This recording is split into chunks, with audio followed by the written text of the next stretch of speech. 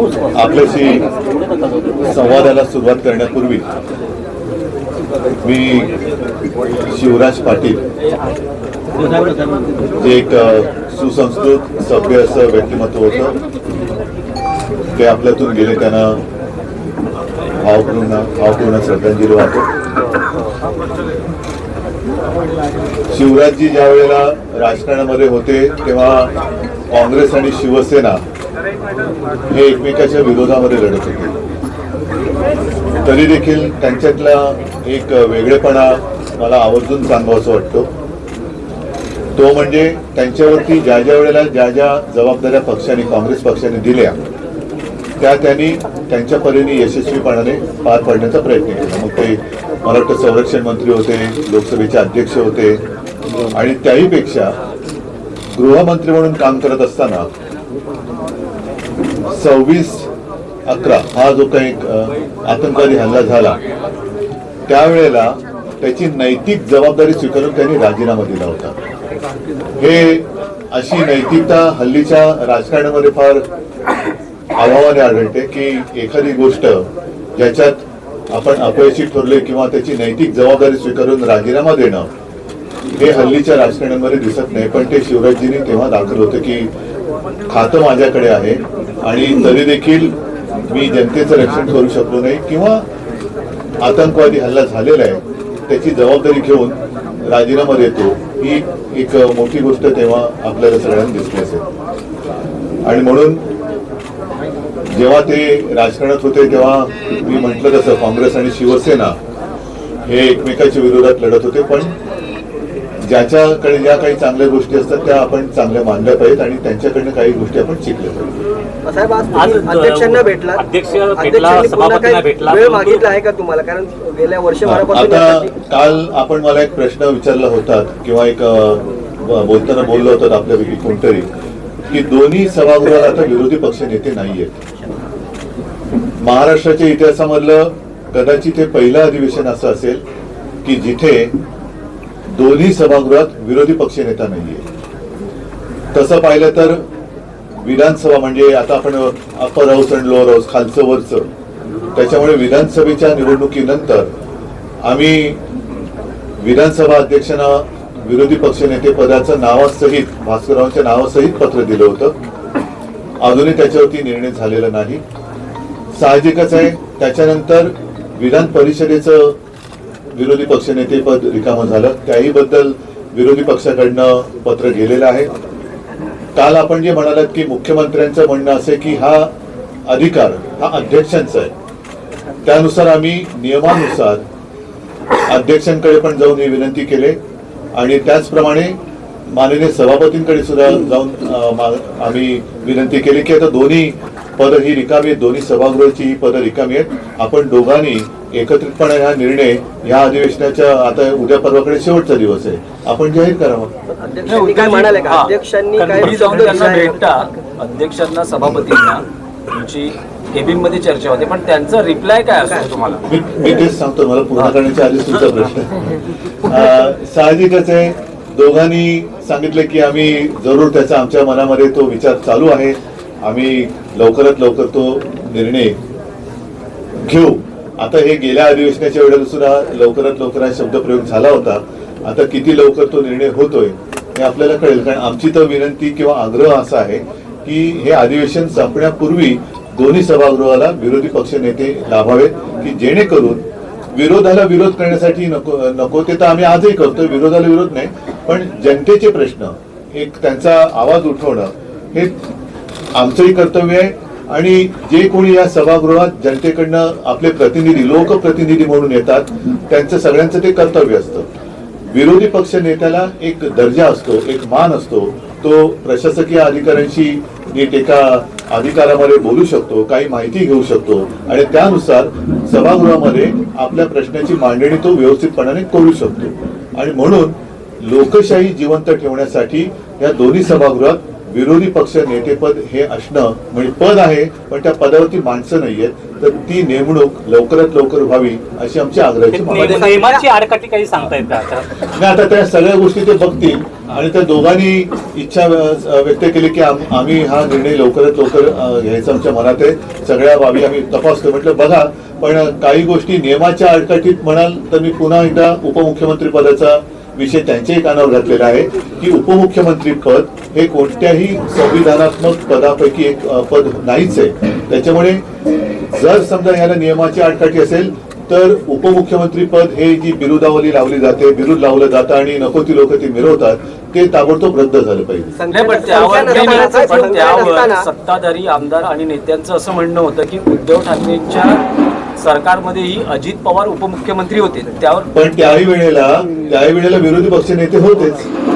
माझं म्हणणं काय असेल, संविधानाची अडकाठी किंवा नियम असेल तर नियम सगळीकडे सारखा असला पाहिजे. तो केवळ विरोधी पक्ष नेत्याला त्या मोजमाप पट्टी लावणार असाल तर उपमुख्यमंत्र्याला लावली पाहिजे, आणि ती मोडून जर उपमुख्यमंत्री करणार असाल तर मग विरोधी पक्ष नेता पण पद केलं पाहिजे.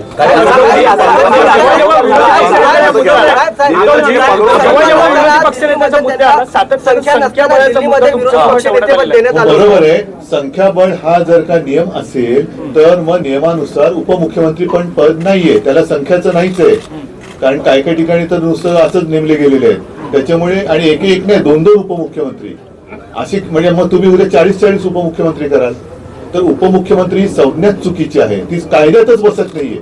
जर विरोधी पक्ष नेते पदाला संख्याबळाचं जर काही आडकाठी असेल तर उपमुख्यमंत्री पदाला कशाचाच आधार नाहीये.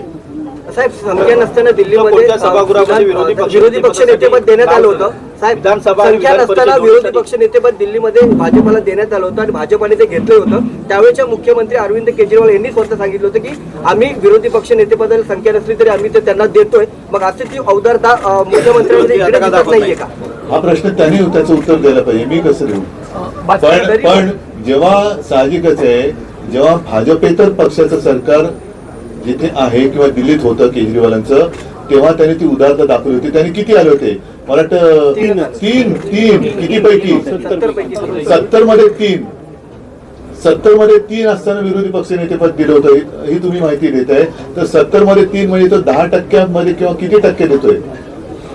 हा फार महत्वाचा मुद्दा तुम्ही आता मांडला. या निमित्ताने तुम्हाला धन्यवाद देतो की 70 पैकी 3 सदस्य असताना जर भारतीय जनता पक्षाने ते विरोधी पक्ष नेतेपद स्वीकारलं होतं आणि मुख्यमंत्री अरविंद केजरीवालांनी तत्कालीन मुख्यमंत्र्यांनी ते दिलं होतं, तर मग ते तिकडे जर का दिल्ली देशाची राजधानी आहे तर मुंबईत म्हणजे महाराष्ट्रात का नाही होऊ शकत?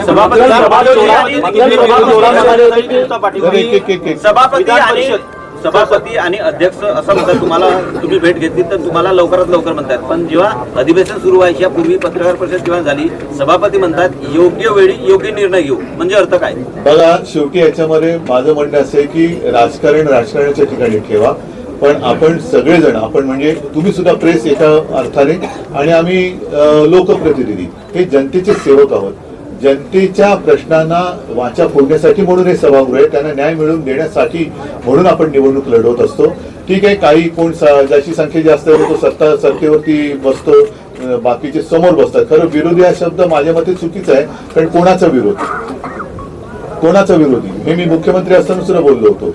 तरी आता ती संज्ञा आहे, जसं ओला दुष्काळी संज्ञा नाही असं मुख्यमंत्री म्हणतात, पण विरोधी पक्षनेता ही संज्ञा असल्यामुळे विरोधी पक्षनेतेपद हे दोन्ही सभागृहामध्ये त्यांनी जाहीर केलं पाहिजे.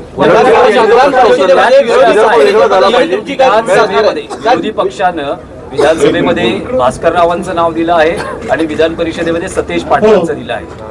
अधिवेशन सुरू होताना अशी एक चर्चा सुरू झाली की भाजपनं 2 वेगळी नावं, म्हणजे विधानसभेत वडेट्टीवारांचं आणि परिषदेत अनिल परबांचं नाव विरोधकांना सुचवलंय. यात कितपत तथ्य आहे? नाही, आता जसं काही जण असं म्हणतात मी काय भाषण करायचं तुम्ही नाही सुचवायचं, तसं विरोधी पक्ष नेते पदाचं नाव कोणी द्यायचं हे सत्ताधारी नाही ठरवणार. पण अशा प्रश्न आहेत. 30 तारखेला मुख्यमंत्री देवेंद्र फडणवीस यांनी म्हटलं आहे की 30 जूनला शेतकऱ्यांची कर्जमुक्ती करू, यावर आपलं काही प्रतिक्रिया? हा मुहूर्त कुठून काढला त्यांनी? ज्या वेळेला एखादा खावा बसतो तेव्हाच त्याचं औषधोपचार करण्याची गरज असते. मी कालही या विषयावरती बोललेलो आहे की शेतकरी कधी नव्हे एवढ्या मोठ्या संकटात सापडलेला आहे आणि त्याला तात्काळ मदत करणं. आज सुद्धा कर्जाचं पुनर्गठन हा शब्द फार वाईट आहे. पुनर्गठन म्हणजे त्याचं कर्ज तर माफ होत नाही, पण व्याजावरती व्याज चढत जाते. त्याच्या डोक्यावरची टांगती तलवार तशीच आहे. बँकांकडनं कर्ज वसुलीचा तगारा हा लावला जातोच आहे.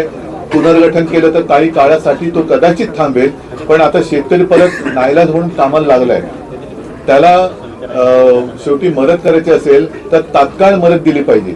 मी मुख्यमंत्री होतो तेव्हा कालही सांगितलं, आजही सांगतो आणि शेतकऱ्याला जाऊन विचारा, मी कोणतेही तसं संकट आलेलं नव्हतं आणि कोणी मागितली नसताना देखील कोणाची चौकशी, केवायसी, पीवायसी काही नाटकं न करता एक कर्तव्य म्हणून मी शेतकऱ्यांचं 2 लाखापर्यंत पीक कर्ज त्यांना मी त्यातनं मुक्त केलं होतं. शेतकऱ्यांच्या बांधावरती तुम्ही दौरे केले, त्यावेळेला ऐतिहासिक पॅकेज सरकारनं जाहीर केलं असं सुद्धा म्हटलं होतं. मात्र अजूनही शेतकरी त्यांच्या आर्थिक आता आणखी एक गोष्ट मदतीपासून सांगतो. यावरती उपमुख्यमंत्री एकनाथ शिंदेनी मदत पोहोचली अशी आकडेवारी सुद्धा दाखवली. नाही, त्यांच्या बोलण्यावरती काही विश्वास ठेवू नका.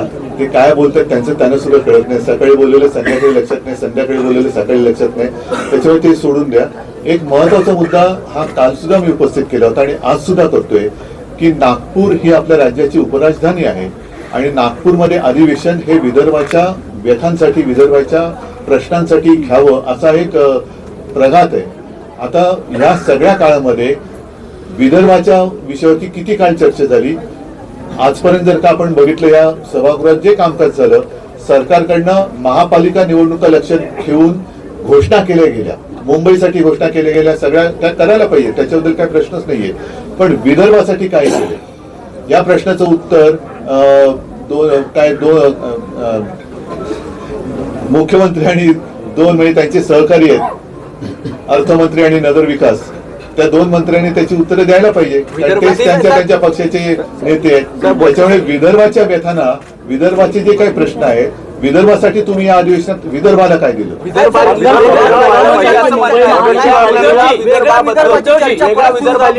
कोण म्हणते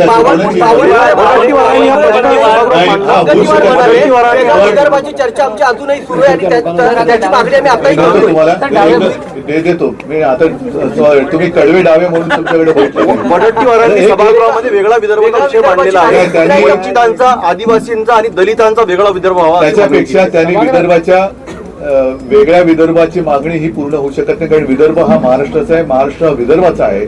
संपूर्ण महाराष्ट्राचे मुख्यमंत्री हे विदर्भातले आहेत. पण आता जे बाळासाहेबांचे विचार सोडले म्हणून त्यांच्या कच्छेपी जे लागले ते त्याच्याबद्दल काय बोलणार आहे, त्यांची भूमिका काय आहे. आणि सरकारने आता जाहीर केलं पाहिजे की तुम्ही महाराष्ट्र अखंड ठेवू इच्छित आहे की महाराष्ट्राचे तुकडे पाडू इच्छित आहे. कारण हा महाराष्ट्राच्या मुळावरती आघात करण्याचा विषय आहे. जो कोणी महाराष्ट्र तोडायचा प्रयत्न करेल तो महाराष्ट्राचा नाही. मी तर म्हणेन की त्यांनी आतापर्यंतच्या अधिवेशनामध्ये विदर्भासाठी काय प्रश्न मांडले हे विदर्भाची मागणी करणाऱ्यांनी मागावी. भास्करराव जाधव सर बघितलं तर माध्यमांमध्ये प्रखरपणे विरोधी पक्षनेत्याची भूमिका पार पडताना आपल्याला पाहायला मिळतात, जरी नसले तरी. पण इतर विरोधक जे आहेत ते प्रचंड थंड असलेले पाहायला मिळतात. ते कधी आक्रमक होणार आहे? आता ते मी कसं सांगू शकतो?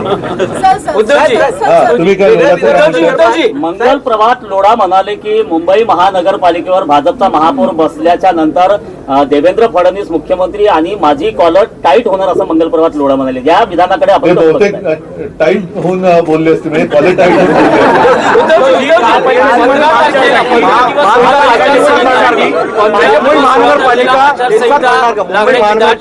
महाविकास आघाडी लढणार. आपण मुंबईचं मुंबईत बोललो ना, आता विदर्भावरती बोलतो, नागपूरमध्ये विदर्भावरती आपण बोलूया. आणि माझं म्हणणं असेल की तुम्हाला पत्रकारांसुद्धा मी माझी विनंती आहे नम्रपणाने, जे मंत्री तुमच्या समोर काही बाईट द्यायला येतील त्यांना विदर्भाचे प्रश्न विचारा.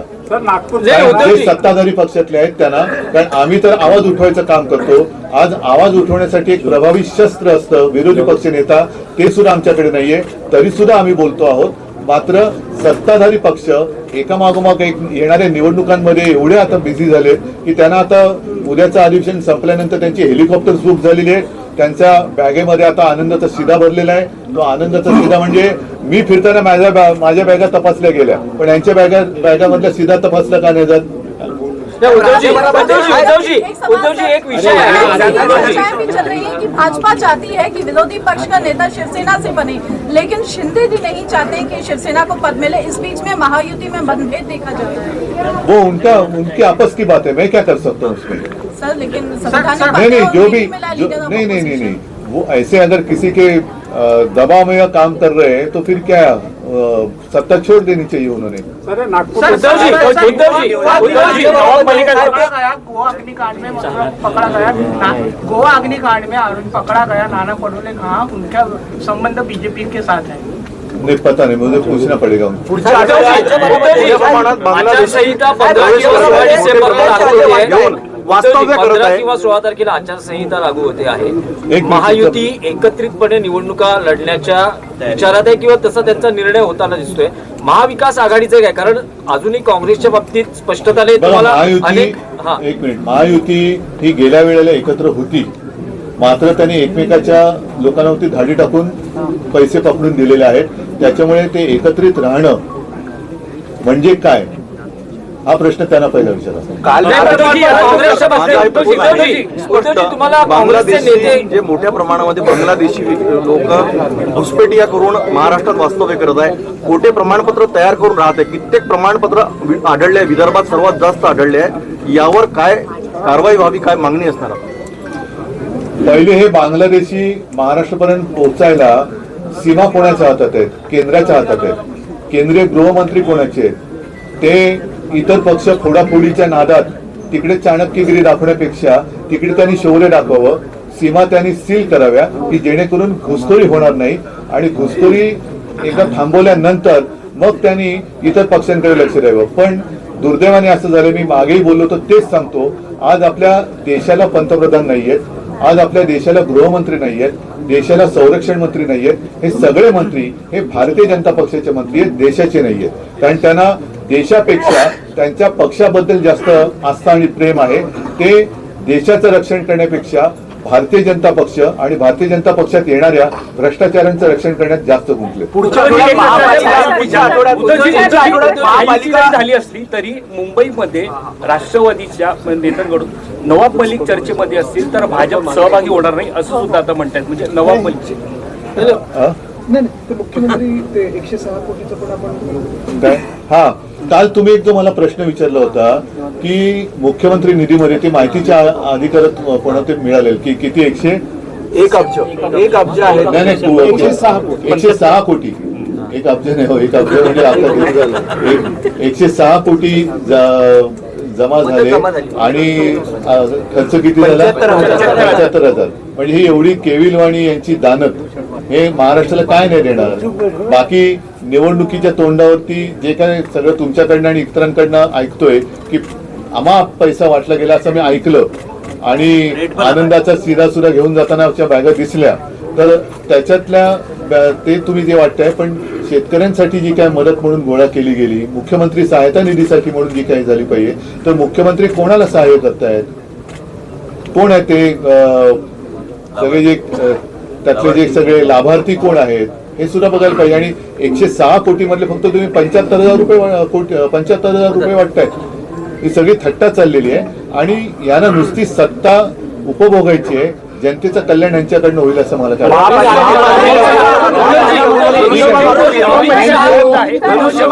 महापालिकापर्यंत राष्ट्रवादी काँग्रेस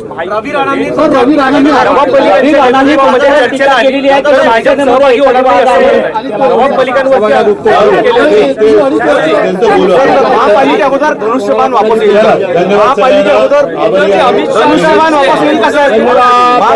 धनुष्यबाण वापस येईल.